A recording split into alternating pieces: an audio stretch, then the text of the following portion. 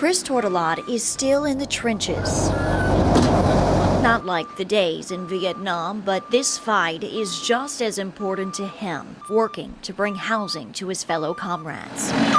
His work with his organization, Veterans Welcome Home and Resource Center, has brought him very close to the VA over the years.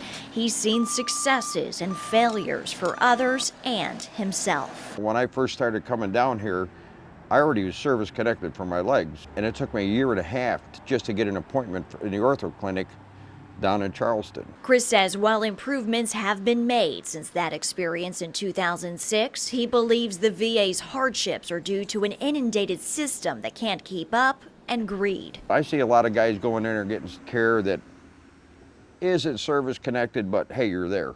So they're under the conception that once they get in the VA system that everything is taken care of. That's not true. I mean, even when I went into service in '66, nobody ever promised me health care for the rest of my life. Eligibility for benefits is complicated as is. Add in backlogs, an aging scheduling system nearly 2 decades old, and bogus claims, you're dealing with a ticking time bomb. And things exploded when the fallout hit national headlines this spring. Since then, the Veterans Health Administration ordered an audit of every single VA in America to get a pulse on the good, the bad, and the ugly. Since the results were released in July, it showed that 40% of the employees at Charleston's VA reported that they were instructed to falsify appointment data, a number that's 3 times the national average. Were you at all surprised by the results of that audit? You know, when I first saw the data, I was surprised until I saw the rest of the information. This points out that our staff may have misunderstood the procedures, they may have misunderstood the questions that were asked. This was really data that was intended to point out that we need to do further review. Isaac's other criticism of the audit's data is that out of 500 schedulers employed in Charleston, only 25 were questioned. I don't feel that the data that's been put out there at this point is valid.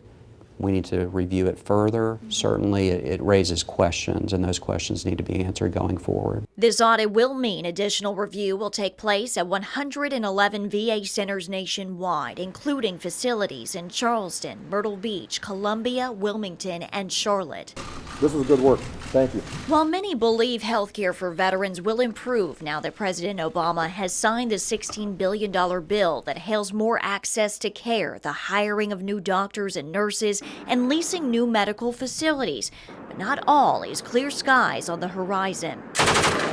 Improved battlefield medicine helps more survive.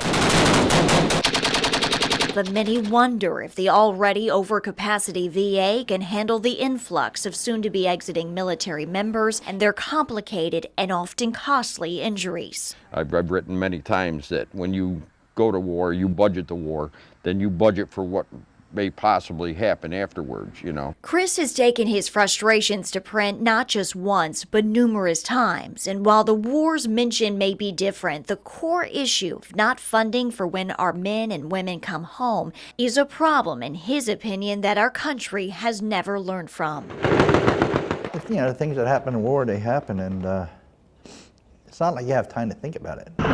1 minute peaceful, next minute all hell breaks loose. And that's the way it is, you know. Like many combat veterans, it doesn't take much to snap Ted Saja back to the front lines. I mean, I spent my 21st birthday in a hospital in Saigon. We caught up with Ted on his most recent trip to the VA in Charleston. Have you ever been denied any type of medical treatment, or have you ever had a delay in care that you were unsatisfied with? No, that's why I was so shocked about Arizona. When it comes to the VA, we pay their salaries. I mean, period. You know, we're the taxpayers, we pay.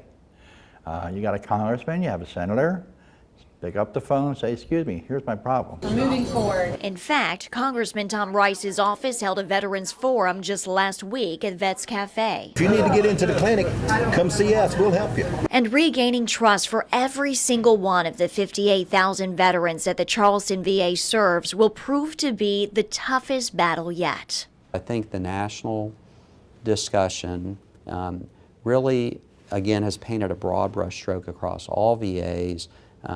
It has scared some veterans. We want veterans to come to the VA, and when they hear everything that's going on nationally, they don't want to come to the VA. That's the last thing that we want.